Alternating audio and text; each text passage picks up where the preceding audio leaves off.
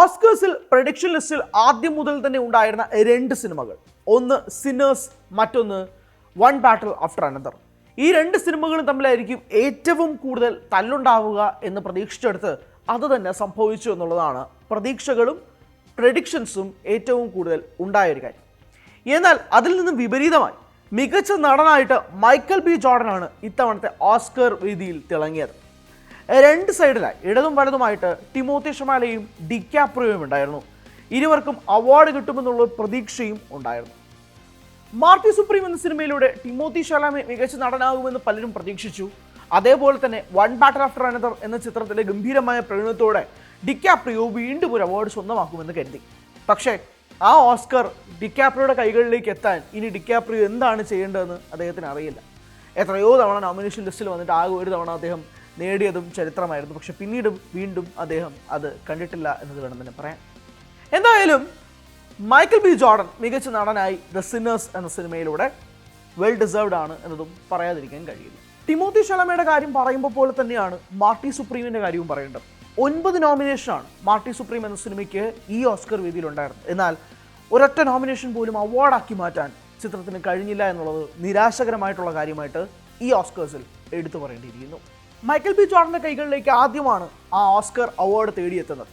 മികച്ച നടന് ആദ്യമായി ഒരു ഓസ്കർ കിട്ടുന്നത് പോലെ മികച്ച നടിക്കും അതുപോലെ ആദ്യമായിട്ടാണ് കിട്ടുന്നത്. ജെസ്സി ബക്ലി ഫോർ ഹാംലെറ്റ്, അത് എല്ലാവരും പ്രതീക്ഷിച്ചിരുന്നത് തന്നെയാണ്. ജെസ്സിക്കല്ലാതെ മറ്റാർക്കാണ് കൊടുക്കേണ്ടത്? എല്ലാ തരത്തിലുമുള്ള ഇമോഷണൽ രംഗങ്ങളും ഹാപ്പി മൊമെൻറ്റ്സും എല്ലാം സ്ക്രീനിൽ കൺവേ ചെയ്യാൻ ജെസ്സിക്ക് സാധിച്ചു എന്നുള്ളത് തന്നെ എടുത്ത് സൂചിപ്പിക്കേണ്ടിയിരിക്കുന്നു. സിന്നേഴ്സിൻ്റെ സംവിധായകനായ റയൻ കൂഗ്ലർ, വൺ ബാറ്റിൽ ആഫ്റ്റർ അനദറിൻ്റെ സംവിധായകനായ പോൾ തോമസ് ആൻഡർസണും ആദ്യമായിട്ടാണ് അവരുടെ കൈകളിലേക്കും ഓസ്കർ അവാർഡ്സ് തേടിയെത്തുന്നത്. മികച്ച ചിത്രം വൺ ബാറ്റിൽ ആഫ്റ്റർ അനദറായി മാറിയപ്പോൾ മികച്ച സംവിധായകൻ പോൾ തോമസ് ആൻഡർസണായി മാറുകയും ചെയ്തു. അദ്ദേഹത്തിന് കൈകളിലേക്ക് കിട്ടേണ്ട അവാർഡാണ് പലരും പ്രഡിക്റ്റ് ചെയ്ത അവാർഡാണെന്നും കൂടി എടുത്തു പറയേണ്ട. ഇനി സിന്നേഴ്സിലേക്ക് വരുമ്പോഴേക്കോ, സിന്നേഴ്സ് മികച്ച സിനിമാറ്റോഗ്രഫി എന്ന അവാർഡ് സ്വന്തമാക്കി. അത് സംസാരിക്കുമ്പോഴാണ് നമ്മൾ ചരിത്രം പറയേണ്ടത്. ആദ്യമായി ഒരു വനിത മികച്ച സിനിമാറ്റോഗ്രഫി അവാർഡ് നേടുന്നു എന്ന ചരിത്രവും കൂടി ഈ ഓസ്കർ വേദിയിൽ പിറന്നു. ഓട്ടം ഡ്യൂറോൾഡിൻ്റെ കൈകളിലേക്ക് ആ അവാർഡ് കിട്ടുമ്പോൾ ഏകദേശം 3 നോമിനേഷനുകൾ ഇതിനു മുമ്പ് ഓട്ടം ഡ്യൂറോൾഡിനുണ്ടായിരുന്നു. അതിന് അവസാനം ഒരു അവാർഡ് കിട്ടുന്നത് ഇക്കൊല്ലമാണ്. അവാർഡ് കിട്ടിയതിന് ശേഷം ഓട്ടം ഡ്യൂറോൾഡ് പറഞ്ഞത് ഈ വാചകമാണ്: thank you for believing in me and thank you for trusting me Ryan Coogler എന്നതായിരുന്നു. തന്നെ വിശ്വസിച്ചതിന് നന്ദി എന്നതായിരുന്നു മറുപടി പ്രസംഗത്തിൽ ഓട്ടം ഡ്യൂറോൾഡ് പറഞ്ഞത്. അത് ഒരു വലിയ ചരിത്ര കാഴ്ചയായി മാറുകയും ചെയ്തു. പോൾ തോമസ് ആൻഡർസണ് ചിരിച്ചുകൊണ്ട് തന്നെ ഉറങ്ങാം.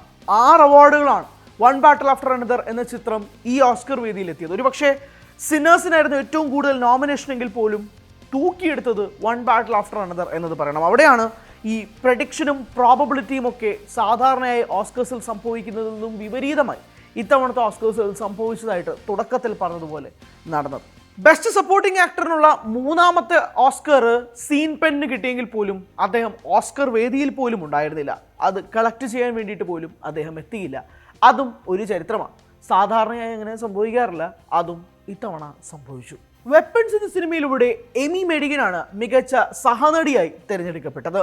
ബാക്കിയുള്ള അവാർഡ് ലിസ്റ്റുകളും കാറ്റഗറീസും നമുക്കൊന്ന് പരിശോധിച്ച് വരാം. ഓസ്കർ ചരിത്രത്തിൽ തന്നെ 7ാമത്തെ ടൈ സംഭവിച്ചതും ഈ ഓസ്കേഴ്സിലാണ്. സാധാരണയായി അങ്ങനെ ടൈ സംഭവിക്കാറില്ല. ഓരോ കാറ്റഗറീസിലും ഒരു ഡെഫിനറ്റ് അവാർഡ് വിന്നർ ഉണ്ടാവാറുണ്ട്. പക്ഷേ ഇത്തവണയും നമ്മൾ ഒരു ടൈ സാക്ഷ്യം വഹിച്ചു.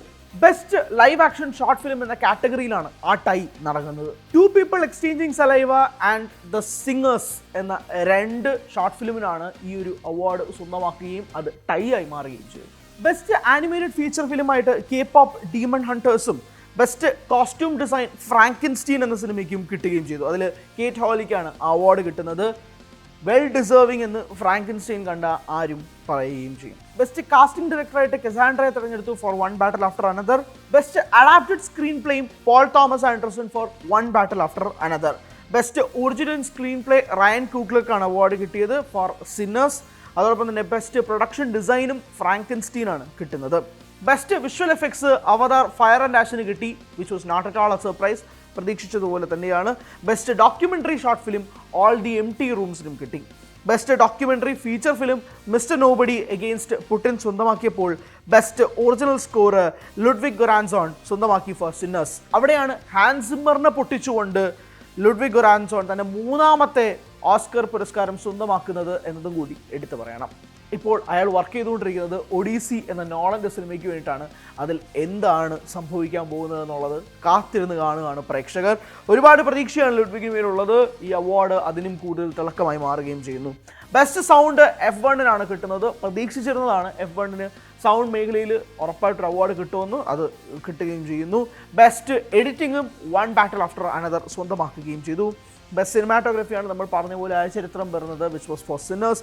Best international feature film sentimental value എന്ന സിനിമ സ്വന്തമാക്കുകയും ചെയ്തു.